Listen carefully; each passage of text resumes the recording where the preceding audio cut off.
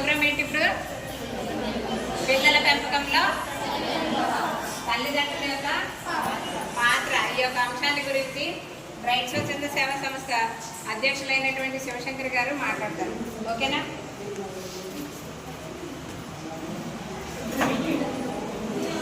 కొంచెం సైలెంట్గా ఉండండి. 5 minutes. పిల్లల పెంపకంలో తల్లిదండ్రుల పాత్ర. అందరికీ పిల్లలు ఉన్నారండి? మీరు ఏ విధంగానైతే మీ తల్లిదండ్రుల దగ్గర పెరిగారు, ఈరోజు మన పిల్లలు మన దగ్గర అలా పెరుగుతున్నారా? చెప్పండి ఒకసారి. ఈరోజు మనం ఏం చేస్తున్నాం పిల్లల విషయంలో? అది గారాబం చేస్తున్నామా? మీరు ఇంటరాక్ట్ అవ్వాలి నాతో. అదిగా గారాబం చేస్తున్నామా లేదా? మనం ఎలా పెరిగామండి? ఆ విధంగా భయం పెడుతూ ఉంటుందండి. 5 సంవత్సరాల పిల్లడే ధైర్యంగా ఏది పడుతుంది మన దగ్గర మాట్లాడుతుంది. ఇంకొకటి ఏంటంటే, ఇప్పుడు తండ్రులు అందరూ కూడా సంపాదన విషయంలో కానీ లేదంటే ఇతర విషయాల్లో బిజీ అయిపోయి పిల్లలు సైలెంట్గా ఉండడానికి ఏమిస్తున్నాడు మనం అందరం ఫోన్ చేస్తున్నాం. ఆ ఫోన్ చూసి వాళ్ళు ఏం నేర్చుకుంటున్నారు? ఏమి నేర్చుకుంటున్నారండి? ఈరోజు 10 సంవత్సరాలు 12 సంవత్సరాల కుర్రవాళ్ళు, అమ్మాయిలైనా అబ్బాయిలైనా వాళ్ళకి చూడబడిన విషయాలన్నీ చూసి సమాజంలో ఎలా తయారవుతున్నారంటే సంఘ వ్యతిరేక అత్యాచారాలు అమ్మాయిల మీద జరుగుతున్నాయి. అదేవిధంగా టీచర్లు కొట్టే స్థాయికి హై స్కూల్ పిల్లలు ఎదుగుతున్నారు, ఎలిమెంటరీ పిల్లలు ఎదుగుతున్నారు. ఈరోజు అది తప్పు అని చెప్పేసి ఒక టీచర్ ఒక పిల్లల్ని మందలించడానికి తల్లిదండ్రులు ఏం చేస్తున్నారు? ఆ టీచర్ కొట్టడానికి వెళ్తున్నారో లేదండి? అది ఎంతవరకు కరెక్ట్? టీచర్ ఒక పిల్లల్ని ఎందుకు మందలిస్తాడు?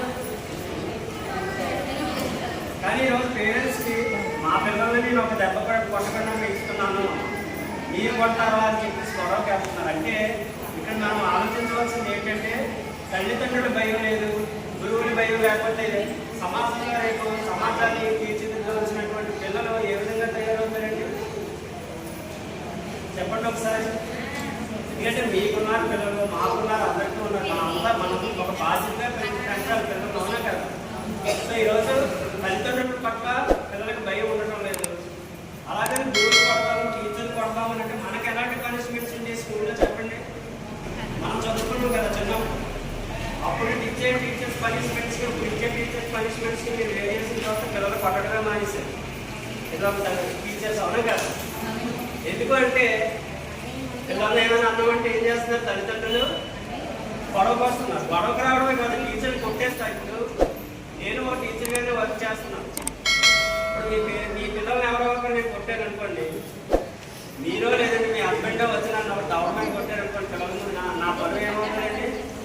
ఆ రోజుతో ఒక టీచర్గా నేను చనిపోయినట్టు. మనిషిగా బ్రతుకుంటా చేయాలని ఆ రోజుతో ఒక ఉపాధ్యాయుడిగా నేను చనిపోయినట్టు. ఈరోజు అనేక మంది పిల్లలు పెడద్రోవ పట్టడానికి కారణం ఎవరు అంటే తల్లిదండ్రులే. ఎందుకు అంటే పిల్లల్ని అధికారం చేస్తున్నాం మనం. పిల్లలు ఏదైనా ఒక తప్పు మాట్లాడితే మా పిల్లలు ఇంత బాగా మాట్లాడడం మనం ఎంకరేజ్ చేస్తున్నాం, అది తప్పు అని మనం చెప్పడం లేదు.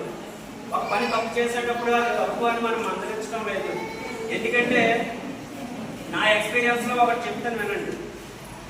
ఒక కుర్రాడికి నేను 6 నెలల పాటు చదవమని చెప్పాడు. ఎంతకీ చదవకపోతే ఒక దెబ్బ వేస్తే మా ఇంటికి వచ్చి వాళ్ళ పేరెంట్స్ వాళ్ళ తాతయ్య గొడవాడారు. నేను 2 చేతులు ఎట్టి దండం పెట్టాను. తప్పు అయిపోయిందండి. ఇంకొకసారి మీ పిల్లల్ని నేను ఏ రోజైనా సరే కొట్టినా తిట్టినా మీరు అప్పుడు ఏ పనిష్మెంట్ ఇచ్చినా పర్వాలేదు, అది బాగుపడాలని నేను చెప్పాను తప్ప మరొకటి కదా. ఆ 70 నేను 6 నెలల పాటు చెప్పిన తర్వాత కొట్టాను, అది కూడా తప్పు అంటే నన్ను అందించదు